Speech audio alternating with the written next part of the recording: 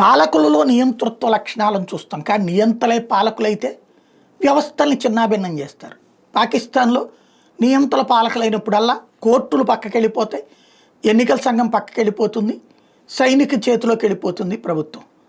అట్లాగే ఇప్పుడు భారతదేశంలో అట్లాంటి ప్రయత్నాలు జరిగినాయి, కానీ ప్రజలు ఇక్కడ తిరస్కరించారు ఎమర్జెన్సీ లాంటిది పెట్టినటువంటి ఇందిరాగాంధీని చూసిన తర్వాత. ఇప్పుడు బుర్కినా ఫాసోలో ప్రెసిడెంట్ ఇబ్రహీం తరారో వాస్తవంగా సైనిక పాలకుడు, నియంత పాలకుడు, అంతకుముందు ప్రజల చేత ఎన్నికైన ప్రభుత్వాన్ని కూల్చేసి తన అధికారంలోకి తీసుకున్నాడు. తాజాగా ఎన్నికల కమిషన్ రద్దు చేసి పడేశాడు, డిజాల్వ్ చేస్తున్నట్టు ప్రకటించాడు. ఎందుకంటే దానికి డబ్బులు దండగా, ఆ స్టాఫ్కి జీతాలు ఇవ్వడం దండగా, వాళ్ళ వల్ల ఏ ప్రయోజనము లేదు, వాళ్ళు ఇంకా విదేశీ శక్తుల యొక్క వాళ్ళకి లొంగి, వాళ్ళ మాటలకు లొంగి వాళ్ళు చెప్పినట్టు చేస్తారు అంటూ టోటల్గా ఎన్నికల సంఘాన్ని రద్దు చేసేస్తున్నట్టు ప్రకటించాడు అనమాట.